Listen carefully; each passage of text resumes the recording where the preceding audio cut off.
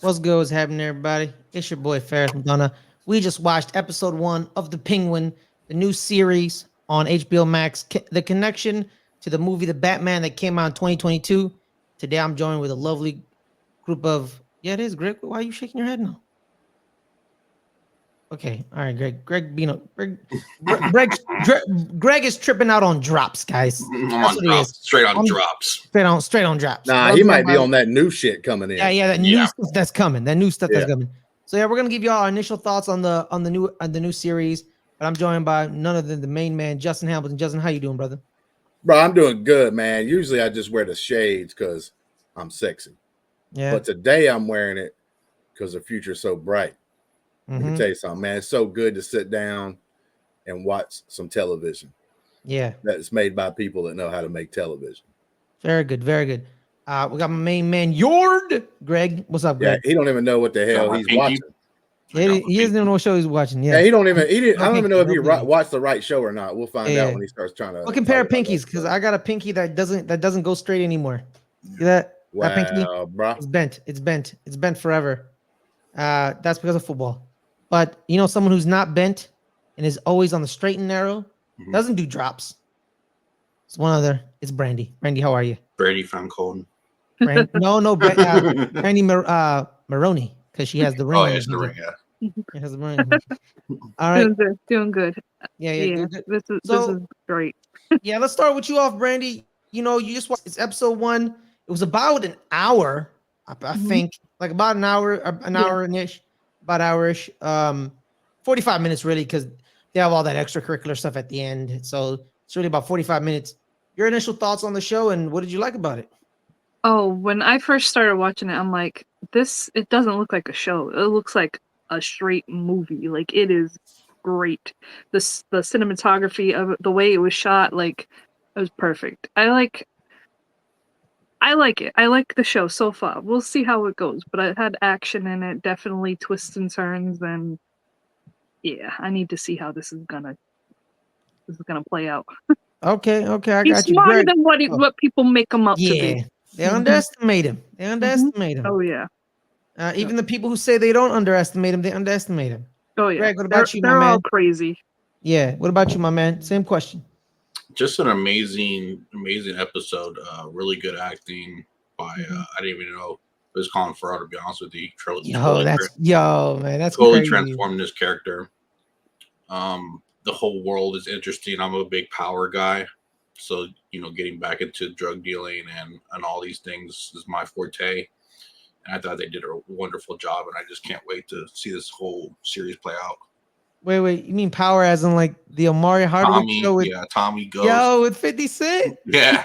Yo, I love that show, man. I didn't know you loved that show. Yeah, I'm all in. Hell yeah. Except Tyreek. I hate Tyreek. Yeah, no one likes Tariq. Yeah. You know what I mean? No, everyone hates that little shithead. Got his, you know, I don't want to spoil it for Justin and Brandi. But it's a great show. You watch book 2? Yeah. You watch book 3, Force? All of them. All of them. Yo, that's respect, Greg. I love that. So let's off with you, Justin. Same question. What are your initial thoughts, and do you like the show? You got the penguin hat on. Yeah. Let me tell you something. Oh, it's Argyle. It's Argyle. Let me tell you something right now. Okay. Here comes the character. You know, Brandi coming out with the big words like cinematography and everything else, right? Yeah, big words. I'm not all about that. Listen, I'm going to tell you right now. Chef's fucking kiss for the masters. Let's talk about this a little bit. We got some little fakers out there, man. Other streaming services that think they know how to make shows. And then you got Max, the big boys. They don't fuck around, man. They take a character, okay, that's sort of interesting. But if you were to talk about the rogues gallery of Batman, he's not like not even be top 3, top 4. He's thrown in some things. He's like a background player. You know what I'm saying? And they take that. So, Justin. No. Oh, this is not Danny DeVito's Penguin. I'm just saying right now. Penguins are big. Man, no, you got the Joker. You got Bank. You got people that's above him, right? Like just like 2 or 3. People would even pick the Just Riddler. great. Listen, people would pick the Riddler like above He's him. a top five. He's a top five villain. Maybe even Poison Ivy. Some people might even pick Harley Quinn above this character. Okay, but when you watch a show like this, it's done well, bro. It sucks you right in. I love the fact that the first couple of minutes was bringing in like the actual movie that we watched that a lot of people liked and enjoyed. The last Batman movie was pretty enjoyable. I was Loved it, man. I didn't know I was going to like it as much as I did. I thought it was done really well. So to bring it into that and to do the things that they did, there was no holds barred, no punches pulled. Like it was what it's supposed to be. You know what I'm saying? Like there were phrases, there were things that was done in this show that we'll talk about a little bit later on in this review that's like pretty damn hardcore. Games of Thrones feeling in that aspect, right? Not holding back, doing the thing. It puts fear into you. You don't know like what these characters are going to do and everything else. But to put this stuff, there was one thing for an opening show. I might would have gave this a 9.5, maybe even a 9.6. Now I'm going to pull it back just a little bit to like a 9. Foreskin. Because that fucking passenger door was unlocked. Okay, that's the only thing. Listen, they were this close. That was the only stupid thing that was done in this show. And I'm sorry, man, but there are some shows I've seen Maybe recently. it was one of those things when you turn the key, it unlocks all the doors. Yeah, Yeah, see? nah, bro, Yeah. that was an It's a old Volvo, dog. move. Yeah, it is an old. It is an old. That's a no. old That's car. hold on, Cars do that. Volvos. Randy, you're Volvos right, back in Randy. With a those new days. radio, You're so right, it can be Randy. modified. Volvos back in With the those new, days with didn't the have new that radio. That's true, technology, Greg. okay? That's the new radio with the disc player. Yeah, get out of here, bro. But let me tell you something, man. Yo, it could Like, be. You think it's the radio thing where you disconnect it, you Yeah, pull it it's out? definitely the one you want, but- Yeah, Let me tell you. yeah. Let me tell you, man, music choices, the sound, all this stuff, man, was just so like it was dirty, but yet beautiful. They were working Yeah. 9 to 5. It was Dolly Parton's really dirty. Yo, man, I'll say this. And I'm when gonna I talk about that feel later. like- I'm gonna talk about that later, Randy. Can somebody look this up? Reggie Poo, I'm gonna get you're gonna be my producer tonight. I'll be your Can Vic. you look up how much money they spent on this season? Because every last penny was spent. I've been seeing these recent shows come out on certain services. Greg and Ferris are doing it. You don't even know. You don't even know where they spent the money, man. All the money was spent on this show, and you could see it, man. But the writing, the characters, the action, the freaking just like acting, period, by everyone. There wasn't a weak person on this show in this first episode. I'm down for the whole thing. But like I said, they took a character. Except the one that died. They took a character that is interesting. I'm not saying like the Penguin's not an interesting character. He is. But they made him even more interesting. This may be the best version of the Penguin I've ever seen. Period. So roughly, it's about 12 to 15 million dollars reportedly, but that's not the concrete figure per episode. Okay, but still, So, I could see yeah. it. I could see money well spent. Mhm. Just Colin Farrell not looking like Colin Farrell is probably I worth know. a couple of million. And Okay, he's hot. He never allows himself to be hot, Brandy. You know what I mean? It's like he never allows it. He always has bad hair, or he's wearing something stupid, or he looks like Alexander. You know what I mean? He never does this. He's never like, I'm Colin Farrell, hot man. You know what I mean? He doesn't allow himself to do that. You know, it's always like, put me in something ugly, cut my face up. but I'm just You know, saying, man, let me act. And I was like, yo, shout out to you. I'm just so happy to see things like this, man. That I don't feel like I'm wasting my time. I don't have to make excuses for it. It's just good. Standing ovation for the people on this team and You're for not Max. standing though. Max, Sitting ovation. You're doing a Max, sitting yeah, ovation. doesn't- but Just Max stand up. Max never. You don't want to see that, man. I No, ain't we wearing don't. pants. That's a Yeah, good I point. do. I ain't wearing pants, Right. man. I just dressed up from the top up. Like I'm All right, over here. you should have kept the illusion. We don't need to know that. I'm just saying, man. You don't want to ask. All right, I'm calm just it down, saying- Brandy. I'm just Get a room. saying that with this, it's just so. I love it, man. I love Yeah. it. This is one of the best episodes for a beginner, right? That sucks you in. You don't need the 3-episode rule. You don't need 2 episodes. You just need 1 episode. And it's like, okay, I'm down. I want to see what happens from here on out because this looks pretty damn interesting. And Max is just knocking it out of the park. I mean, Ferris, me and you've talked about a couple of shows that's done on Max, but you got Game of Thrones, House of Dragons. Yeah, no, it's HBO. HBO, they The Wire. When HBO hits, Sopranos, they hit like Deadwood. They hit. Exactly. Well, they have no like, filter. You can't make stuff like this on Disney. Yeah, no, but no, you can't. You can't really. You know, like HBO when they hit, they become some of these shows become legendary when they hit, man. Hold on, I gotta say this real quick, and then I'm gonna 6 let Feet Ferris Under. hit it. I'm gonna let Ferris. There's so many shows you can't even name them all, bro. But let me tell you something, man.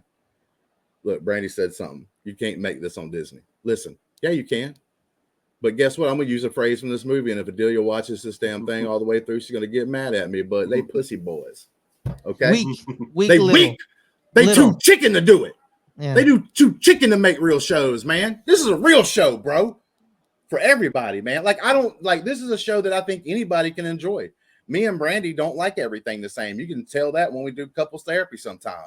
We be going at it and shit, bro. Yeah, you didn't know what Philadelphia you were watching. But I'm just saying, man, like we out there doing the thing. You mean the one with Denzel? No, listen, Justin. Yeah, but we out there doing the thing, man.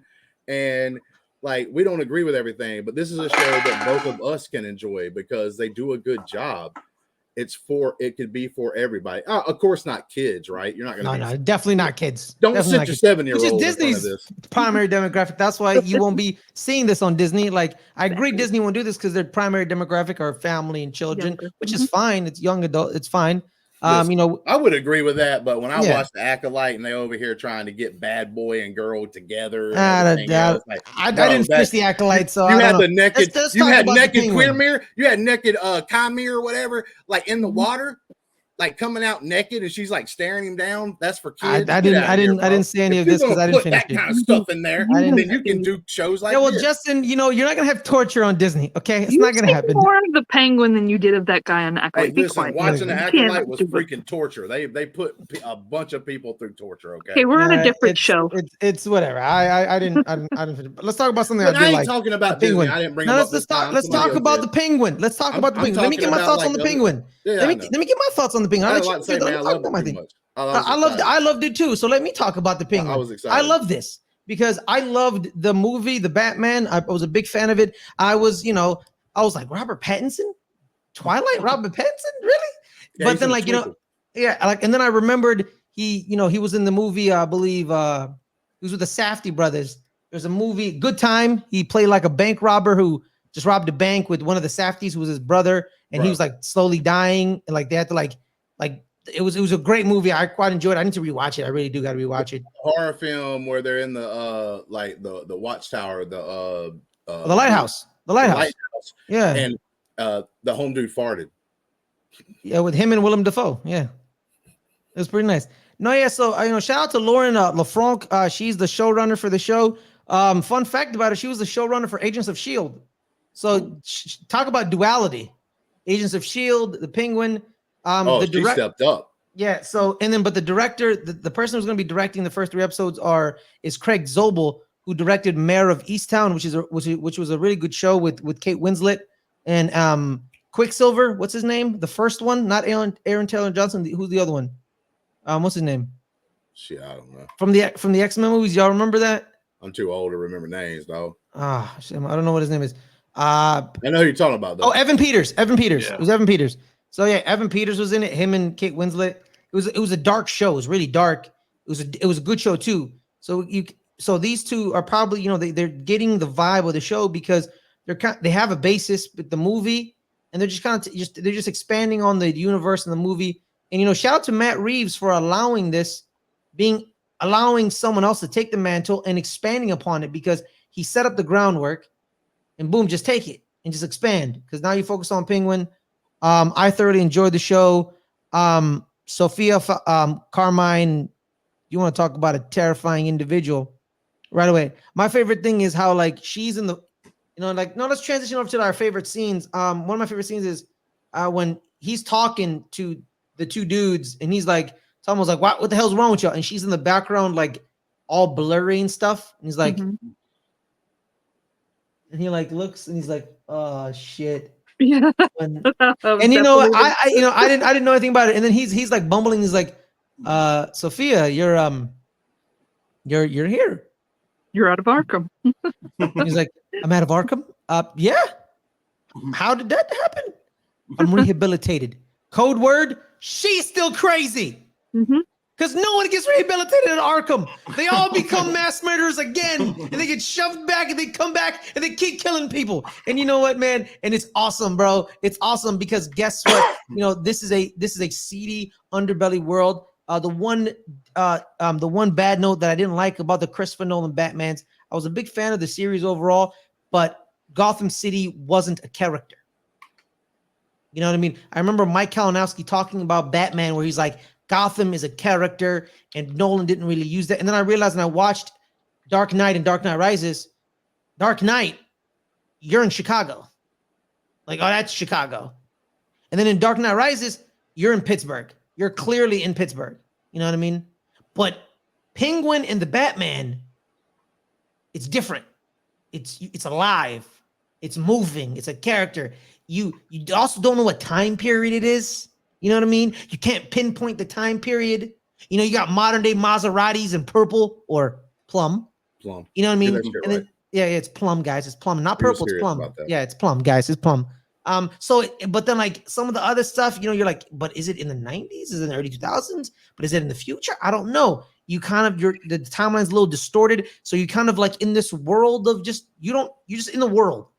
And you can't pinpoint anything. And I quite enjoyed that with comic book films. Don't tell me a time period. Unless you want to do something, you know, like, you know, the Captain America in the 40s fighting Nazis and all that. That's cool. But like with Batman, you know what I mean? Like bend it a little, you know, massage it.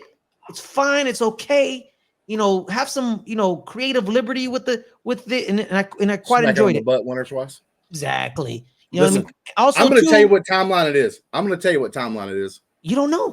It's whatever timeline sexy is. Because I'm telling you, man, they took a downtrodden piece of shit looking city, right in the like middle of it, which is a lot of cities, to be honest with you, but right into the middle of it. But they did it so well. Like I said, it was literally beautiful. Like it's dirty, grimy, nasty. It's alive. But it's beautiful the way they did it. Exactly. And you know what? Big thing before I'm gonna throw it to you, Greg. In the dark, you could still see what's going on. I don't like my biggest pet peeve is this natural lighting where it's like, oh, if we're at night, let's make it be dark. Like, no. That's why a lot of people complain about Game of Thrones, that big battle at Winterfell. You couldn't see anything because they're like, we're gonna make it actually dark. No, dude, don't do that. We want to see what's going on in the dark as well. So do that. And they did that very well in this episode. Greg, your thoughts on a scene you liked, some aspect of the show you want to pinpoint? Probably just like the beginning of him just automatically just killing was it Alberto? Yeah, Alberto, yeah. And just like you're like, okay, well you're trying to figure out in your mind how is this gonna play out? How are they gonna introduce Penguin? How are they gonna like this show gonna revolve around him? Like how is it all gonna get started? And then bam, it just hits you with he just kills him right then and there. And you're like, all right, well, you just start off with, it just goes. And I thought that just worked so well. And I thought it was just like, it was a big beginning. Yeah. I got something to add to that. Well, give me a minute. Let's get Brandy's thoughts real quick. Then you can add on to that. It was just something that particularly like what he said, just real quick, is that. Sorry, Brandy, your fiance. Listen, man, I don't want to forget this. It's a good point. No. Listen, it's just a good point. I don't want to forget it. That what he just said, like that story, that scene, I think is really cool because it sets him up. He's telling that story about this old gangster, which reminds you basically of like the Godfather, because that guy wasn't like pure evil. He helped people and stuff like that. That was in the bad things, but everything else. Right, exactly. And one of the problems with doing a show like this sometimes is the fact that like you have to have someone to root for, and it's hard sometimes to put a bad person, like he's a bad person, into that kind of light to where you're kind of rooting for him. Well, you make all the people around him more evil than him, with him having these good qualities of, I'm going to take this kid in and help him out. And then if I get in charge, I'm going to be that old school gangster because I'm going to take care of the community. Even though I'm technically doing bad things, I'm going to try to at least equal that out with good things. I thought that was actually a pretty smart way to do it. Yeah. A tale is always time. You know, every time you watch a mob movie, they don't do nothing bad on Sunday. You know why didn't they do nothing bad on Sunday? Because they're at church. Day. Oh, it's the Lord's Day. It's the Lord's Day because they're at church. You know what I mean? That's what makes the Godfather scene where he's at the christening so crazy. Because he's at a christening and he ordered all these murders because it showed you how Michael Corleone is the devil. You know what I mean? Because he didn't care that it was the Lord's Day. It's a christening. I'm still gonna go out here and kill people on a christening. So that's the juxtaposition with the Godfather. Brandi, same question to you, to Greg. A scene you loved, something you wanted to pinpoint, cinematography, lighting, and you name it, hit me. Oh, that any scene with Sophia in it, she's just freaking nailed it. The end when they had him hooked up. Oh my god, and that kind of bothered me with the wire on it. Yeah, I kind of cringed a little. Yeah. Like that made me cringe a lot. I was like, oh, but the lighting in there too was pretty cool with all that and then the car coming at the end and she's just looking out the window the way that just like, oh shit, like what is this? And then she's like, no, and then you seen her like kind of like going and seeing that the back was open and her just going and the way she just slowly lifted it and seeing it like that and the reveal of what her brother with the pinky being gone and all that, like just all the details and stuff. They have a lot of details that they put into it and I think it's really cool. Oh my god, she just scares me. Like yeah, she chewed up the scenery. Correct. She chewed up the scenery. Oh my god. Brandi, the scene where she eats, she's eating with her hands. She's eating because she's eating freedom because she's free. Like she's like it's freedom. She's just like stuffing everything and using her hands and was like, I'm hungry. Like exactly. My thing is like they pan back to Oswald and he's a little messed up because of the thing, but then he hears her scream in the back. And then he smiles like that sadistic. Oh yeah. And I'm like, he's like, my plan came together. Oh, like, great. He knows she's crazy. He knows that when he just started, she won't stop. And that's exactly what he wants is chaos, because that's how you climb the ladder. We learned that in Game of Thrones, baby. When the chaos ensues, the ladder can be climbed by many people. Well, we all know they're not killing Penguin on the first episode. So like so he was definitely gonna be free. Oh yeah. Good point by Brandi right there, but I'm gonna tell you. The way this show does, and because there's a little doubt. There's a little doubt. There's when you step back and think about it for a second, you're like, "Oh, this is stupid." Like we know he can't die, but listen, I'm not rooting for anybody in this. I'm not like they're all bad. The show did so good though of putting you in the story. This is what I was talking about on one of our last review. You're in that show for that moment, and his arms getting like messed up there. And there for a second, because you're not actually thinking about the common sense stuff, you're just watching it and enjoying it, right? Yeah. You forget you think he's gonna die. You forget that he's got plot armor. That's how a show writes a scene. That's how you build that stuff up. You don't just do it to do it. You do it like that because I forgot for a second that he's got plot armor. And then as soon as the scene's over with, I remember, Oswald can't die. It would be stupid. He can't die on the first. But your brain gets tricked a little bit because they do such a good job. And that's the magic of art and the magic of writing. Another thing I appreciate about this show is I don't care to know who the writers or the showrunners are until afterwards. That's my favorite part, is that I like a show so much that I get over here, get my fingers ready, and I start searching it up because I'm like, man, that show was so damn good. It was so good. I got to find out who did this. And I love finding out who a writer of a project is, who the showrunner of a project is afterwards. Because you know why? Yeah, that means they did a damn good job, because now I'm wanting to know who they are. I don't care to know who they are before I watch the show, but it's magical when you want to look it up on purpose and find out who did it. That's just awesome. Yeah. And, a common name you may see, the guy who did the score, his name is Mick Giacchino. Yeah, that's Michael's son. Giacchino, right? That's Mike. Yeah, that's Mike's son, Mike Giacchino, who did the movie. So he passed it on to his son. So his son is doing the score. So, and I quite enjoyed the Batman score. I'm not gonna lie, I loved it. So there's that. But yeah, man, it was an amazing. Like I love these shows. It's just bad people being bad. Mhm. Like literally, like Justin's like, oh yeah, you got to make him a little bit like, honestly, like they're all pieces of shit. Like all of them. They're Right. and you're like, we need He's we a need more of that. master But here's the thing. manipulator. Exactly. Master manipulator. No, but And- here's the thing. And it's real life, really. Mhm. She brought up a perfect thing. We're watching Lord of the Rings. The Mhm. penguin, the way it's written, is a better master manipulator in the first episode than what we've seen, I think, from Sauron in Lord of the Rings, who's literally his main power is manipulation. That's how great the show did it in the 1st episode. Like, I'm gonna be honest with you. Like, because he is manipulating, but it's so good that you don't know. You're thinking to yourself at moments, is he weak? But he's not, right?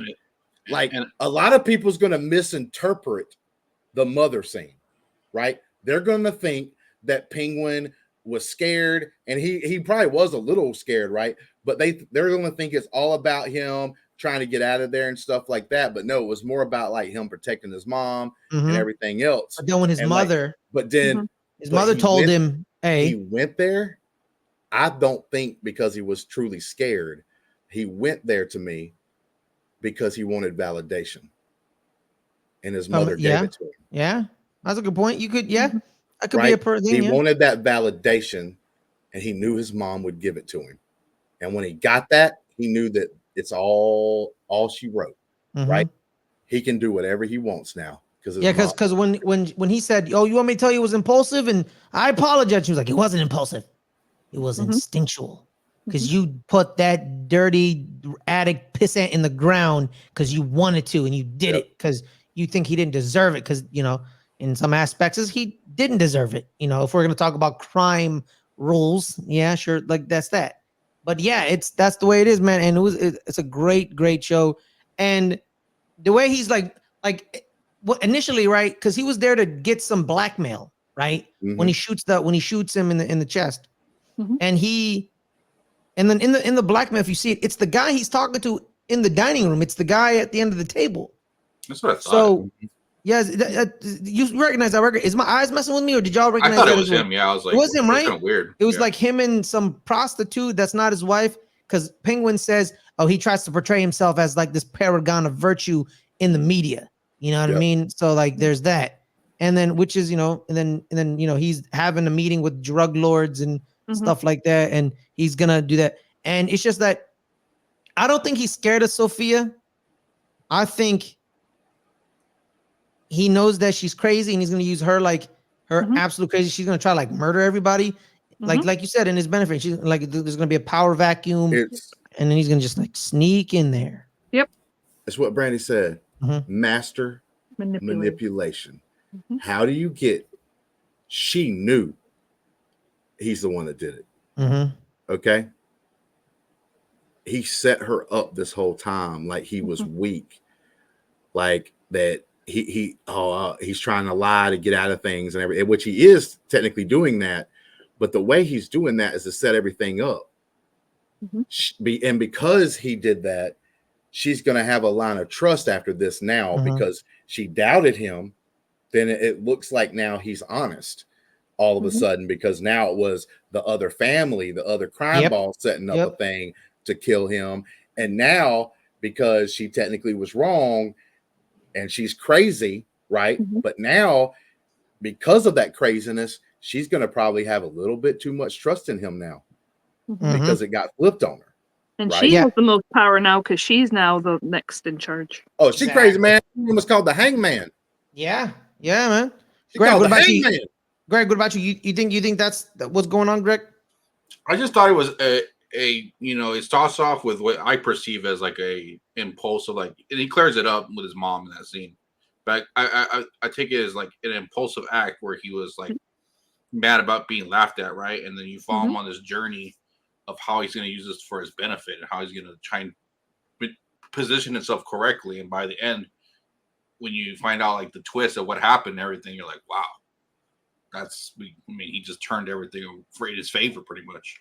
Because I was thinking like, okay, you shot him, we're screwed now. Now you're taking the ring and you're taking the kid. So I'm like, you're really setting yourself up for really bad, being caught.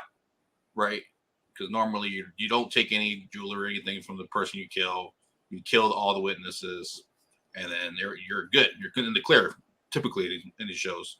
But when you leave with victims and people that see you and stuff like that, and take jewelry, you get caught being clumsy like that. Mm-hmm. So then, the best villains. Yeah, but then he like go ahead and maneuvers his way through all this show, getting thrown curveballs. Now you got Sophia on you. You know, your operation getting shut down. Now you're trying to figure out, you know, how can you position yourself back into power, and how can you like avoid getting caught? Yeah, he just like boom, boom, boom, boom, got everything. Yeah.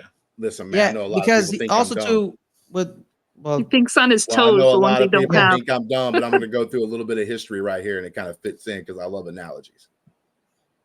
World War II, the bombing of Pearl Harbor, when the Japanese fleet was going back to their homeland because they had to, because back then they didn't run off of just energy and nuclear power, it was off gas, so they had to go back and fuel up before they could move and do anything else. They couldn't come to the mainland United States, so on their way back home, a guy comes up and talks to the admiral of the people that did the actual bombing of Pearl Harbor, and was telling about all the damages and stuff like that.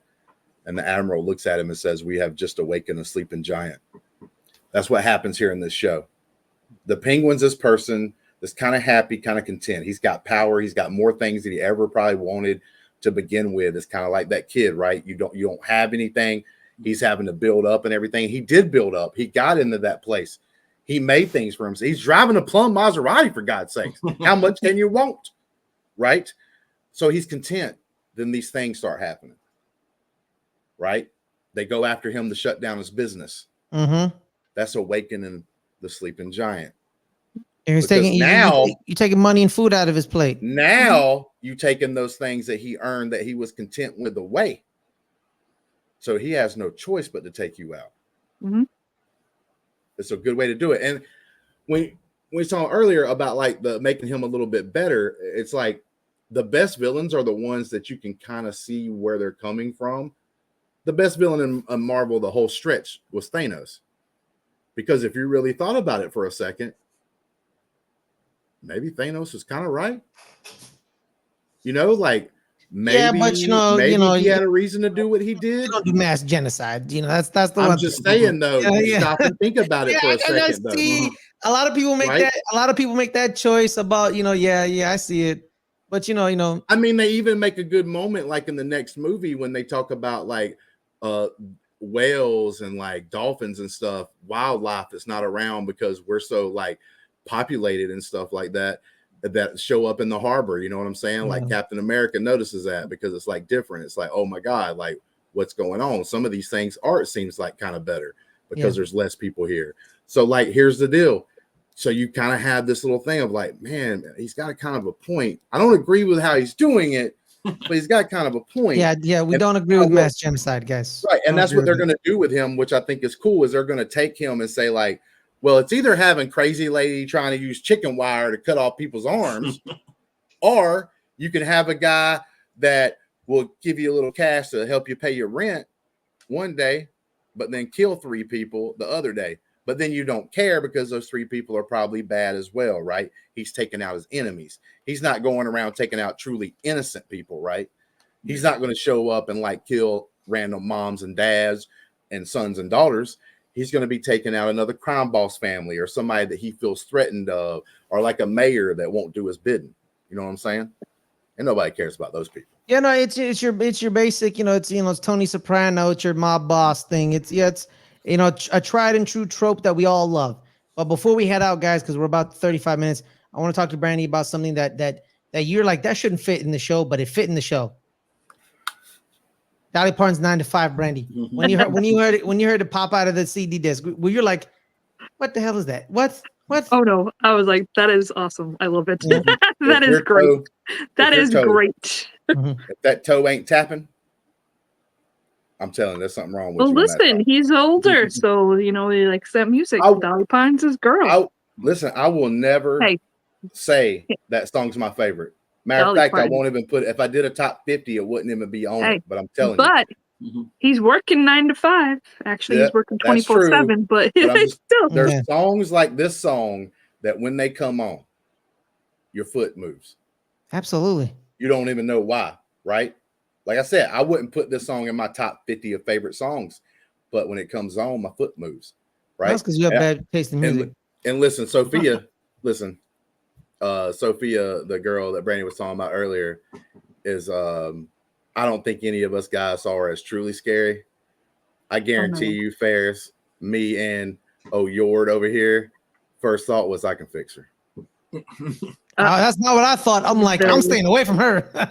Fix her in bed, baby. I ain't fixing nobody. I have seen in bed. Some of those relationships. I am staying away from that. You know what I mean? Man. That's all I gotta say. But on that note, man, when she looked at him, when she was like, with the crazy eyes, when she was kind of almost like acting like she was believing him for a second, and then she gave him that look, like, tell me I'm acting emotional. All I'm of like, that right absolutely there. not. I have seen this trap before, and I am not falling for it again. That's not happening. Because I have stepped on that bear trap one too many times. Okay. Hey man, what can I say? I like a lot of horror movies. So not gonna lie, you know what I'm saying? Maybe I have a different aspect on this, but she didn't really scare me too much. Well, not just because horror movies usually have a 6'8" dude with a hockey mask trying to chop somebody's head off. All right, of course of course she's not as scary, but trust me, she's very scary. But you know what's not scary, guys? Is post credits. That's what's not scary. On that note, everyone, thank you guys so much for joining us. Brandi, where can people find you? Here, doing couples therapy with Justin, doing reviews of every shows, doing what on earth are they wearing sometimes with Adelia, and also me and Adelia have been doing watch-alongs and talking about things like Taylor Swift's Eras Tour and the Bratz and Kid 90. A lot of documentary type things, but things people aren't really normally like talking about. I believe we have a documentary review with you two coming up. I believe it's called Child Star. It's that new documentary coming out. So make sure to look out for that. Greg, what about you, my man? I'm usually here doing watch alongs with everybody, and then you can find me we're about like 32 days into the NBA, and I cover the Spurs. And you can find me at Spurs versus Everybody all over social media. We're covering the Spurs this season. Justin. I'm just here. All right, he's just here, guys. And War Eagle. Every now and then. No War Eagle this week. No War Eagle this week. Hey, no War Eagle. I'll be having a video on the Sport Channel talking about how shitty we are. You know, I mean, there's this. It's a dark. You have a QB problem. Listen, bro, we in a dark ass tunnel situation right now, but I do think we can see the light because of like being top 5 in the nation and recruiting right now. I don't think that's going to completely fall apart just because we lose this year. Because I think our coaches actually put into them like, hey, the next couple of years is 2025, 2026 when we're going to make the move and try to play for a championship. And I think a lot of those kids are buying into it. The young kids out of high school. So there's like a bright spot that we can see in the future. I mean, 2026 we're number 1 in recruiting right now. So like. We got that to look forward to, but by God, are they the Auburn stink tunnels? Can we stop? No. Can we stop dumping? All right. Can we stop laying big juicy turds this year? Can we like fix a couple of things? California Golden Bears. Hey, listen, man. At least, hey. At least I like the Saints and we ain't the Cowboys. You know what I'm saying? All right. So, guys, my name is Ferris Mike. You can find me here on the Entertainment Channel. Definitely on these Penguin post credits. Some other shows. I'll be coming back on the Buffy the Vampire Slayer Rewatchers Council episodes. But also, too, if you want to join these post credit scenes, join our Ko-fi, or is it? I think it's Coffee. It's our Coffee. KOFI. Yeah, ko-fi.com/LGR_network. This tier is the $10 tier a month. You join, our watch alongs and join the post credit scenes. So we really appreciate the support. Brandi and Greg are some of our former patrons, are now coffee members as well. So make sure to do that. We're switching over to that from Patreon, but we appreciate your support. Make sure to like this video, subscribe to the channel, and we'll be here back next week on Sunday for the Penguin. So peace, everybody. Stay safe. What do I just end it? Would Is there or the a credit LGR? thing? Yeah, Hit it, Victor.